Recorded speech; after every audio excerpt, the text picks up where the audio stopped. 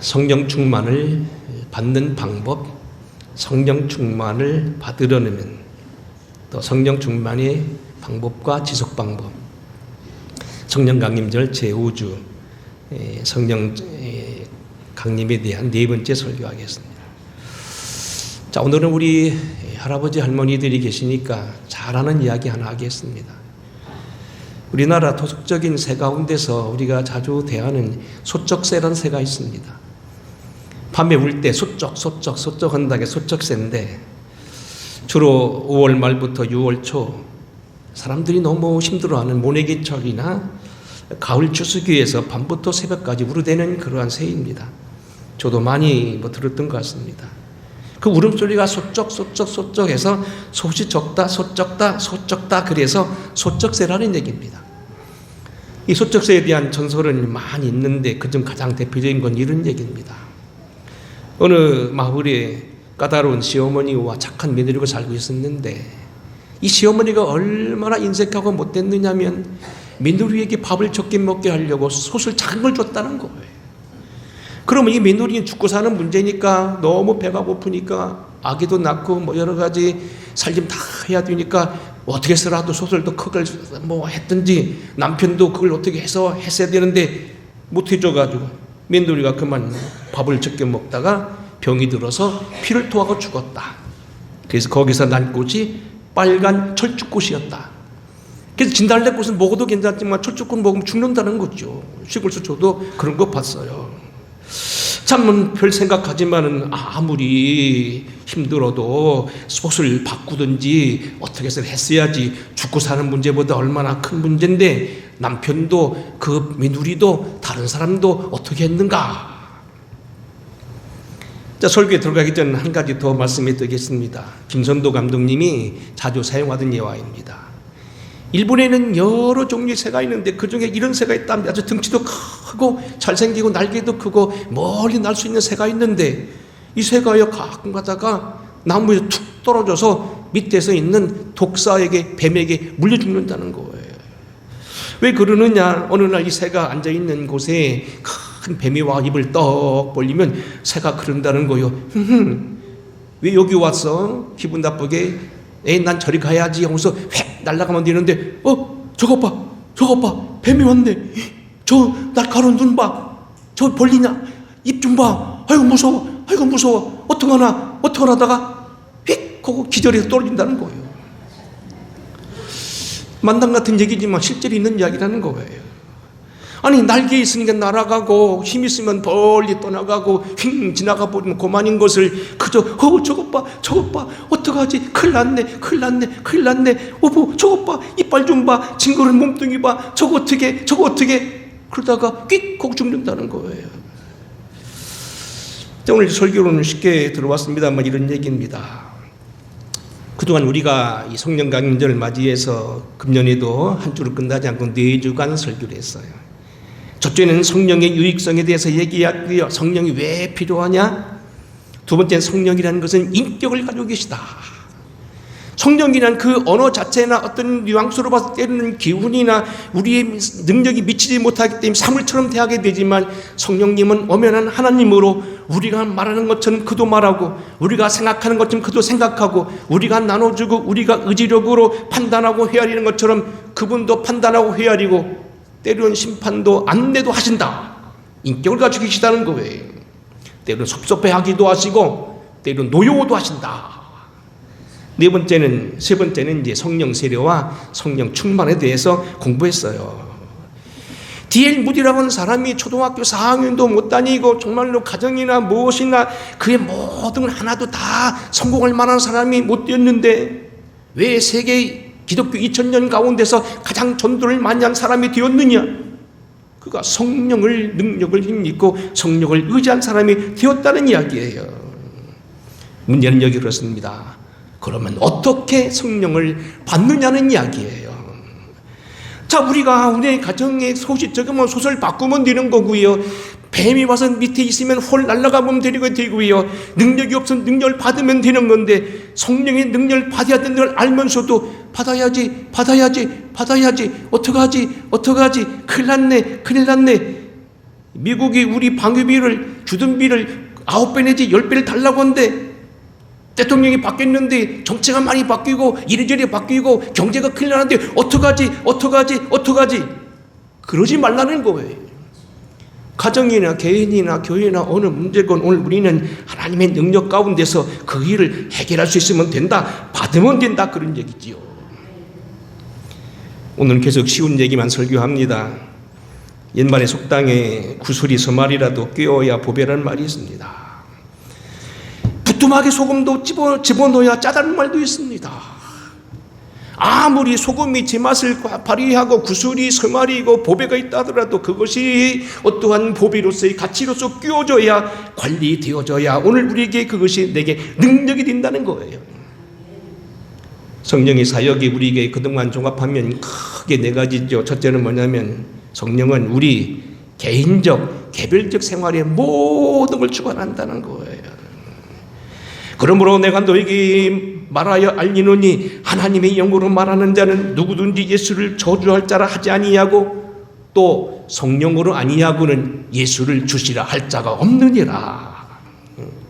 내가 떠나가는 것이 너에게 유익이라 실상인데 보혜사가 너희로 오셔야만이 너에게 큰 유익이 있다. 그가 와서 너에게 대해서 죄에 대하여 의에 대하여 심판에 대해서 말하리라.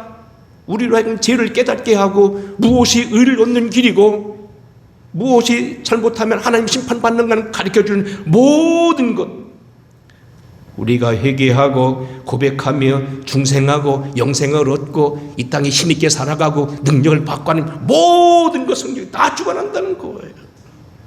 그러니까 이 성령은 우리에게 임하시면 믿는 이로 하여금 권능을 받게 하고 예수를 충만하게 한다. 성령 받으면 나도 모르는 사이에 능력이 나타납니다. 병자가 치유되고요. 놀라운 일이 벌어지게 됩니다. 세 번째는 우리에게 뭡니까? 인격의 열매를 맺게 하신다. 능력도 능력이지만 예언도 예언이고 방언도 그렇다고 하지만 가장 중요한 것은 인격적인 면에서 성령의 열매를 맺게 하신다. 네 번째는 선교의 역사를 주관하시고 교회의 머리가 되어주사 교회의 방향을 전환하시고 시대를 인도하고 모든 인도하신다. 그런 얘기예요. 문제는 뭡니까? 성령 세례를 어떻게 받느냐? 이것이 계속된 성령 충만 어떻게 받느냐? 이미 한 번 받은 사람 또다시 재충만할 수 있느냐? 오늘 이야기입니다. 오늘 아주 임상적인 얘기인데 오늘은 이 설교를 끝나고 우리가 같이 한번 반주에 맞춰 기도하다가 자유롭게 통성 기도할 거 우리 끝날 것. 예년과는 다른데 여러분도 긴장하시고 준비하시고 이렇게 집중하시기 바랍니다. 쳐다보시고. 첫째, 성령 충만하기 위해서는 무엇보다도 성령의 세계와 사역을 인정해야 됩니다. 여러분, 제가 얼마 전에 읽었던 책에 보면 이런 책이 있었습니다. 미술에 관계된 책인데 아는 것만큼 보인다 그랬어요. 세계에는 유명한 그림들 레오나르도 다빈치 그림이 있고요, 밀레의 그림이 있고요, 미켈란젤로의 조각이 있고요, 많은 여러 영화 요즘에 무슨 칼로 저래 노르웨이 작가 스페인 작가 쫙 있는데 그거 보면 그것이 그건데요. 내용을 알고 보면 깊은 치 들어있다는 거예요. 그림도 우리가 알면 알만큼 그 속에 깊은 사상이 있는 것처럼 우리가 아는 만큼 우리에게 능력의 세계가 열린다는 이야기예요. 무엇보다도 우리는 왜 이 시대에 성령이 필요한지, 성령이 어떤 역할을 하는지, 우리가 왜 성령을 받아야 되는지를 알아야 된다는 거예요. 자, 우리가 오래 말할 것 없습니다만 성공적인 결혼, 가정, 또 자영사업 이 모든 거 하는데 뭡니까? 알아야 되는 거예요.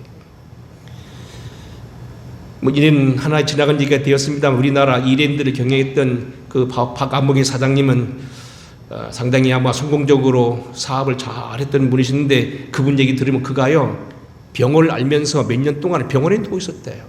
그때 그분이요 몇 년 동안을 수레의 책을 읽었다는 거예요.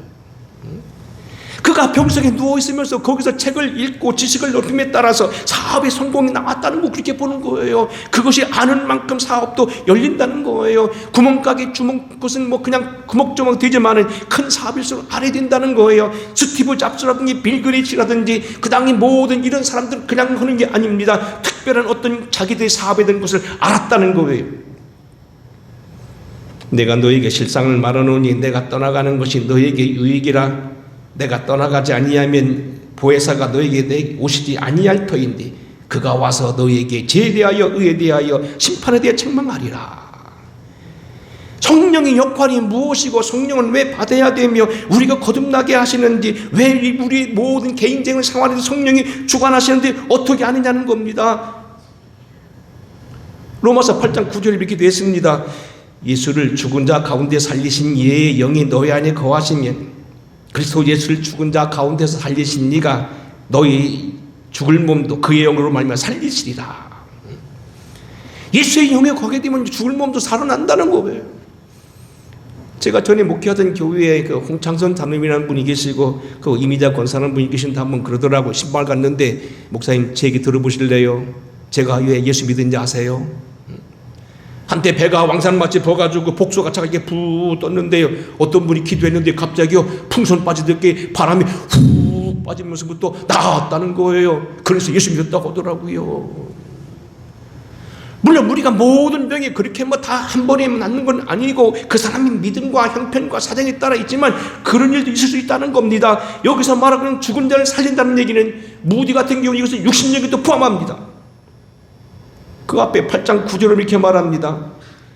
만일 너희 속에 하나님의 영이 거하시면 너희가 육신에 있지 아니하고 영에 있나니 누구든지 그리스도의 영이 없으면 그리스도의 사람이 아니라. 여러분이 지금 예수 믿는 것 같아도 목사가라도 직분이 있다 하더라도 성령이 없으면 예수 믿는 사람이 아니라는 겁니다.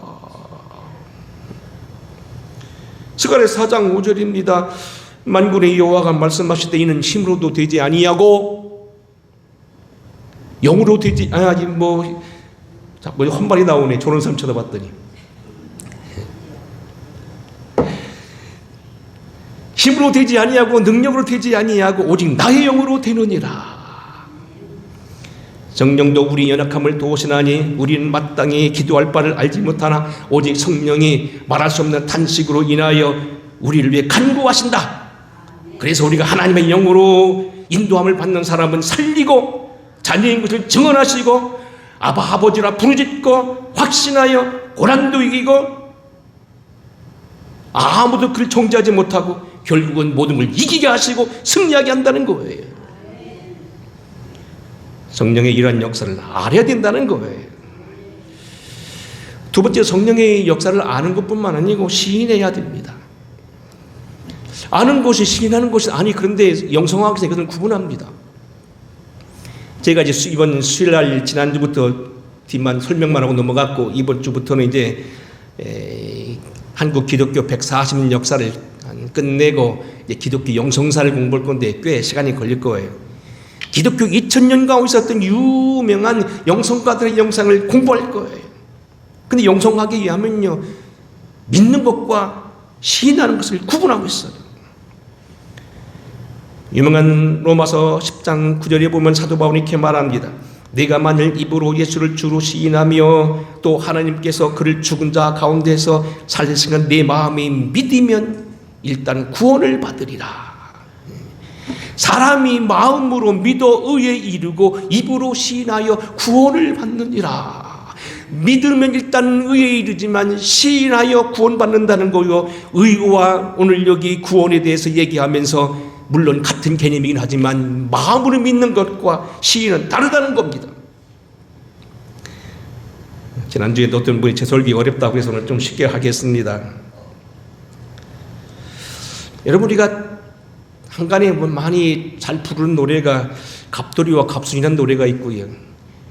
제가 장가 가서 보니 집사람이 어디만 가면 이 노래 부르면 내가 못 부르게 했어요. 왜냐하면 노래가 좋은 노래가 아닌 것 같아. 왜 좋은 노래가 아니냐 이런 얘기 있잖아요.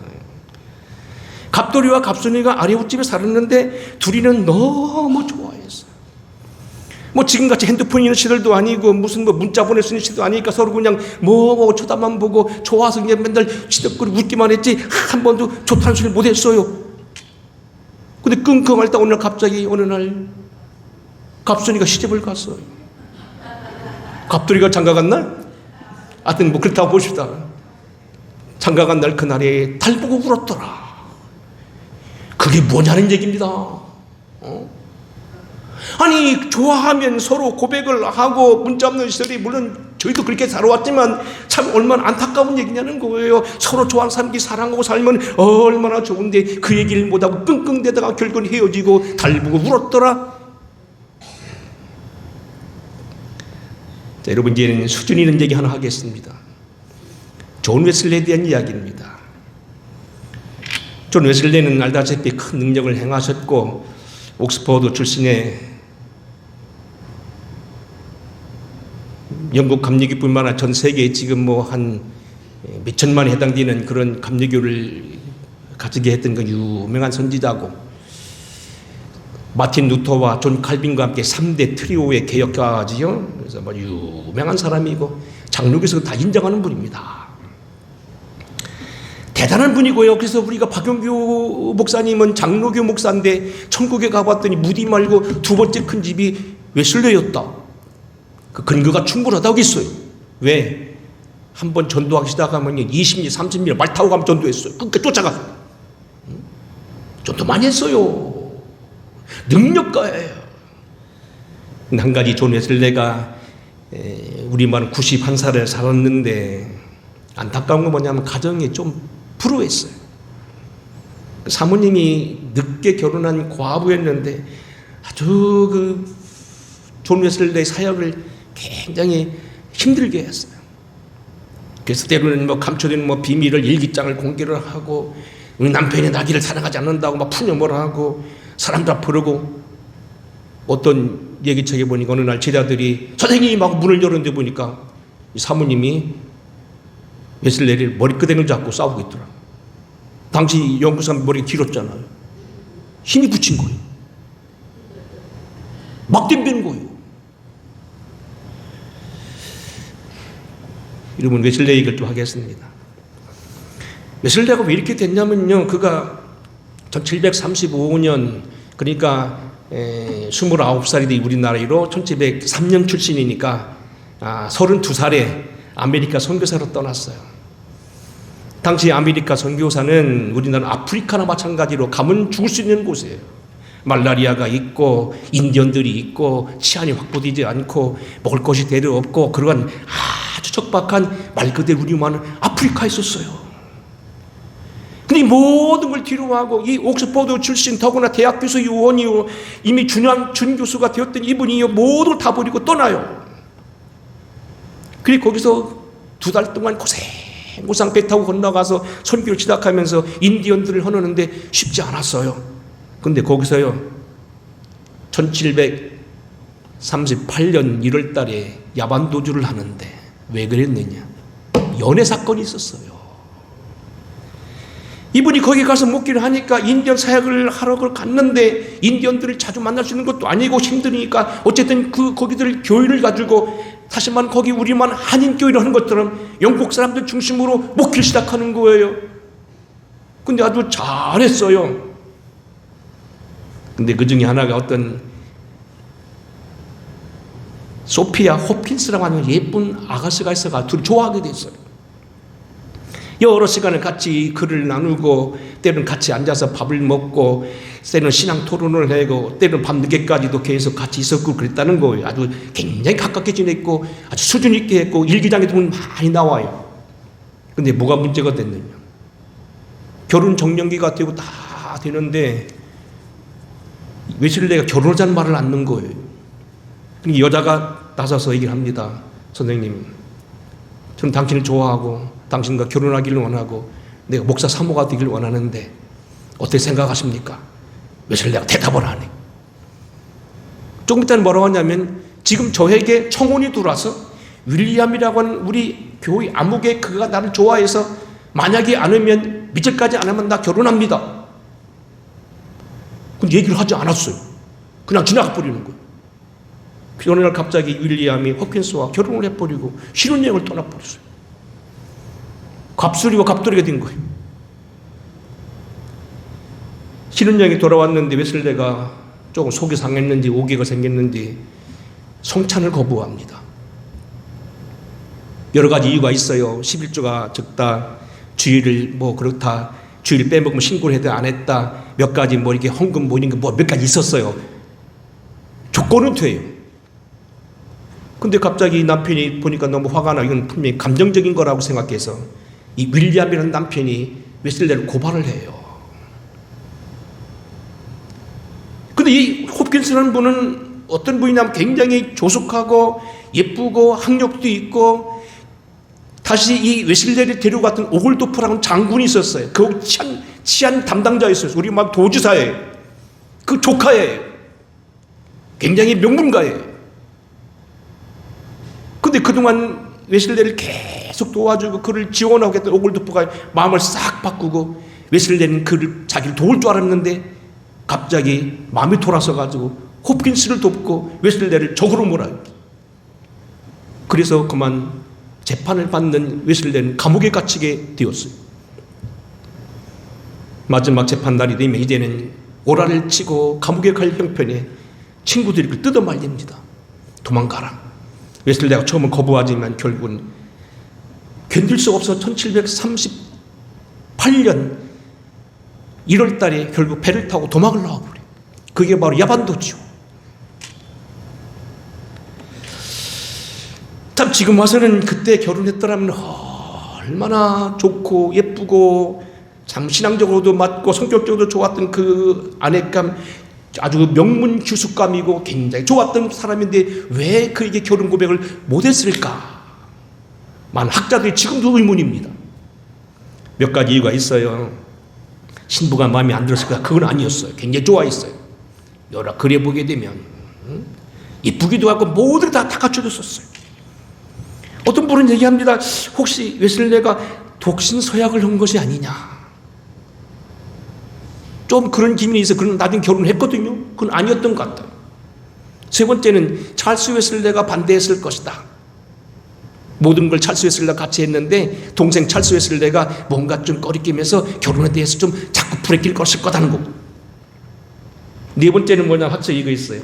모라비아 교도들이 신앙이 조금 특이한 신앙이었는데 약간 미신적인 신앙이 있었어요. 이거예요.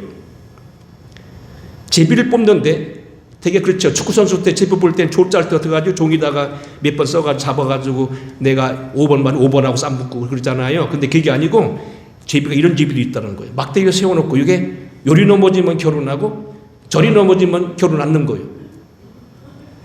근데 이건 굉장히 중요한 얘기예요. 웨슬레가 했는데 그만 이게 저리 넘어졌대요. 그래서 나중에 이것이 원인이 됐는지 웨슬레는 몇 년 뒤에 이 모라비아 교도라고 계속 결별을 합니다. 여하튼 문제는 그거예요. 대답했어야 된다는 거예요. 시인했어야 된다는 거예요. 저 아저씨가 정말 성격도 좋다. 목사 사목감으로서 다 챘다. 훌륭한 지식도 있다. 집안도 좋다. 성격도 좋다. 내 마음에 든다. 오랜 시간도 교제도 했다. 다 좋았는데 마지막 그는 뭐 아멘 소리 하면 못해가지고 결국은 그만뒀다는 얘기죠. 시인하지 않아서 결혼을 못했다는 거예요. 사랑하는 성도 여러분, 오늘 우리는 성령이 귀한 걸 아는 것도 중요하지만 시인하셔야 돼요. 나는 주님 필요합니다. 되게 정말 저는 주님을 인정합니다. 입으로 고백해야 돼요. 시인 방법이 여러 가지 있지요. 삭개오가 뽕나무에 올라간 것처럼 되는 것도 있고요. 찬양으로 고백할 수도 있고요. 성경을 암송하는 것도 할 수도 있고요. 자꾸 이렇게 이웃을 돕는 방법을 할 수 있고 여러 가지 방법이 있어요. 세 번째는 회개해야 됩니다. 물은 낮은 곳으로 흐른다고 이것은 모든 영적 원리는 다 마찬가지인데 제가 조금 관심을 많이 갖다 보니까 도교도 좀 공부해 본 적이 있고요. 그 다음에 이런 유교 다 공부한 모든 영성과 모든 종교의 모든 도는요 항상 뭐예요? 물을 비교해요. 낮은 데로 흐른다는 거예요.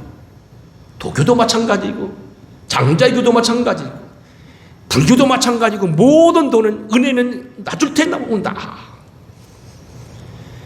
뭘 회개합니까? 주님을 인정하지 않고 내 마음대로 산 것, 성령 충만의 도를 모르거나 소홀히 한 것, 내 몸을 거룩히 드리지 못한 것, 세상을 너무 많이 사랑한 것, 증거하지 못하고 하나님 백성 살지 못한 것, 성경의 결단대로 살지 못하고 우물쭈물한 것 다 회개거리라는 거예요. 네 번째는 사모해야 됩니다.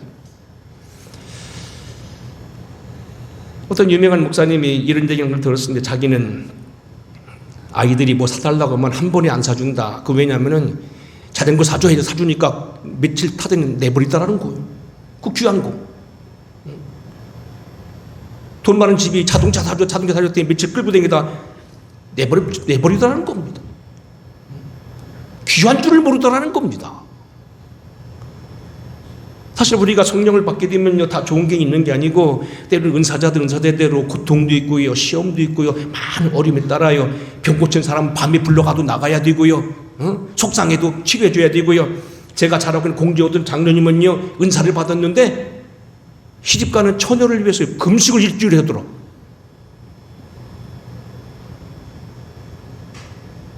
은사자들이 그렇다고. 은사자가 쉬운 게 아니에요. 그래서 은사는요, 함부로 안 주세요. 성령의 능력이 때로는 좋기도 하지만 때로는 여기에 대한 많은 대가를 요구하기 때문에 귀한 만큼 이것은 한두 번 기도 오는 게 아니에요. 간절히 사모해야 돼요. 몇 번 만났다고 후닥닥 결혼하고 덤비는 건 위험한 얘기란 얘기입니다. 응? 간절히 사모하고 간절히 그만큼 구해야 된다는 얘기입니다. 다섯 번째는 구하라, 환영하라, 기도하라는 얘기입니다. 에스겔서 36장에 보게 되면 장차 이스라엘 백성이 회복되어서 받아야 될 축복의 청사진이 나옵니다. 그들이 고토에 돌아오게 하고 명예를 회복시켜 주시고 아버지 영광을 위해 살도록 길을 열어주시고 그들에게 새 영 부드러운 마음을 주신다고 되어 있어 성경적인 거예요. 그들을 깨끗게 하시고 거룩게 하시고 곡식을 주시고 자연재해를 막아주시고 만국이 그들을 섬기게 하시고 풍성하게 하시고 15가지 쭉 나옵니다. 여러분도 아마 예수 잘 믿으면 그런 축복이 옵니다. 근데요, 희한한 건 뭐냐면 이 에스겔서 36장 쭉 나오다가 끝물이 37절에 보면 이렇게 나옵니다. 주 여호와께서 이같이 말씀하셨느니라. 그래도 이스라엘 족속이 이같이 자기들에게 이루어 주기를 내게 구하여야 할지라. 건강하게 하고 물질이 풍성하게 하고 명예를 회복시켜 주시고 영도 주시고 권능도 주시고 살리기도 하고 사람을 많이 낳기도 하고 그리고 다른 사람이 거두지 못한 거두게 하고 명예를 회복시켜 주시고 하나님 백성으로 삼으시고 반축복에서도 그래도 이같이 이스라엘 백성들은 이루어지기를 위하여 기도하여야 할지니라. 그래도 이스라엘 족속이 이같이 자기들에게 이루어지기를 내게 구하여야 할지니라. 어떤 분이 그러더라고요. 아이고 왜 축복이 이렇게 많은데 그 사람은 그래요? 이유는 딱 한 가지예요. 기도하지 않아서 그래요. 언젠가 말씀했지요. 저 동해안에 가면 거기 동해시라는 그 시가 거기 보면요, 북한산 잠수함이 하나 있어요.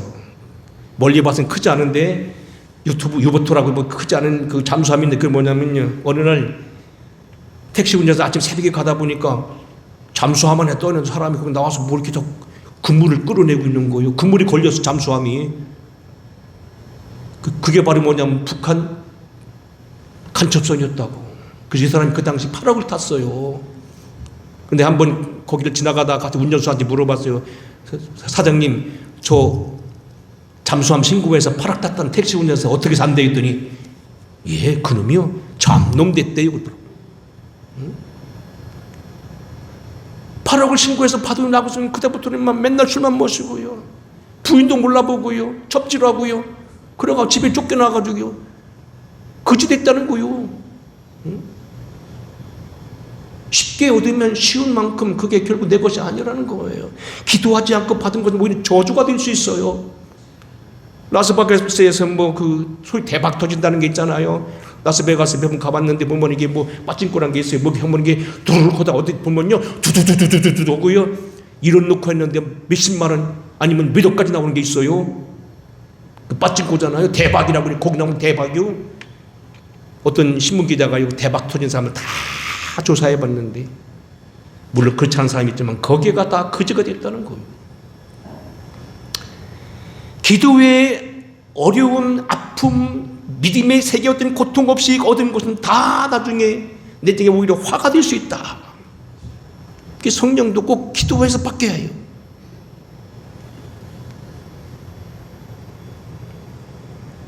여섯 번째는 그렇게 살아야 됩니다. 하나님 말씀을 계속 먹어야 되고요. 예배 생활을 게을리하지 말아야 되고요.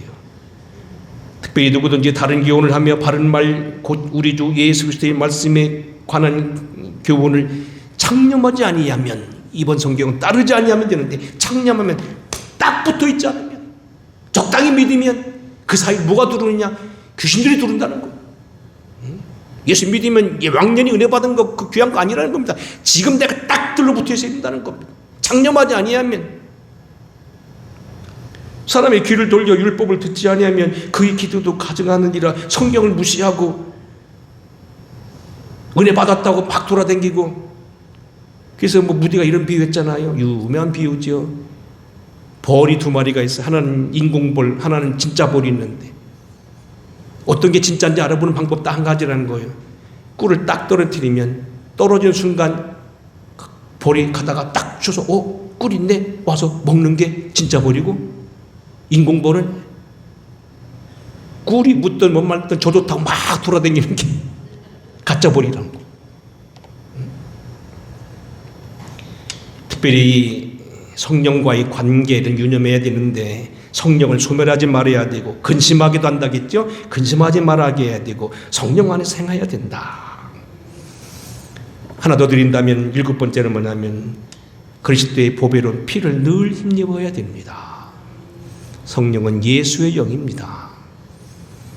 은혜 받아도 능력이 생겨도 예수를 떠나면 안 되고, 우리나라 한국에도 보면 과히 은혜 받아서 남산의 집회에서 한번 헌금하면 양푼으로 은가락지가 막 금가락지가 한판 양푼이 나왔다는 그 박아무개 나중에 어떻게 됐어요? 이단자가 됐어요. 이거 우리요 무시하면 안 돼요. 우리는 늘 보배로운 피를 믿어야지. 잘못되면 큰일 나요. 예수 피를 꽉 붙잡아야 된다는 거. 은혜 받았어도 끝까지 잘못하면 결국 이단자가 되고요, 이상한 존재가 되어버리고요, 괴물이 된단 말이에요. 끝까지 우리는 예수 중심으로 계속 믿음으로 고백하고 겸손하게 회개하고 말씀으로 돌아서 늘 그렇게 살아야 된다는 얘기입니다. 그가 내 영광을 가지고 내 것을 가지고 너에게 알리시리라. 장래 일을 말하고 내게 말한 모든 걸 말하고 진리 가운데 인도하시리라. 성령 유익은 얼마나 많습니다. 하지만 문제는 뭐냐면 받아야 됩니다. 어떻게 받습니까? 알아야 됩니다. 시인하고 고백해야 됩니다. 회개해야 됩니다. 환영해야 됩니다. 기도해야 됩니다. 그렇게 살아야 됩니다. 그렇게 여러분 손은 여러분 되기를 주의 이름으로 축원합니다. 이 시간에 우리 한 찬송 190장 드리면서 우리 자유롭게 기도하시다가 통성으로 한번 기도 한번 하겠습니다. 우리는 좀 자유롭게 하시고 그렇게 운행하겠습니다.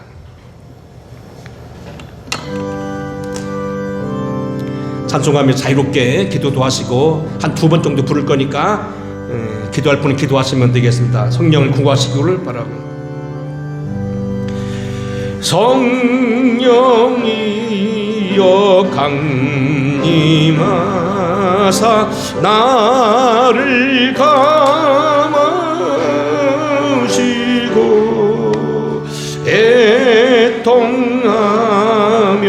회개한 막 충만하게 하소서.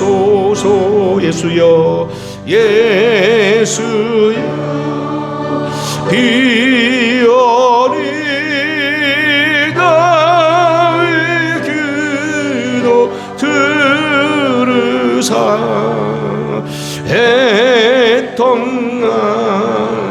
자유롭게 기도할 분은 기도하셔도 좋겠습니다. 주여 우리 오시옵소서. 우리 붙드시옵. 성령 충만하게 하소서.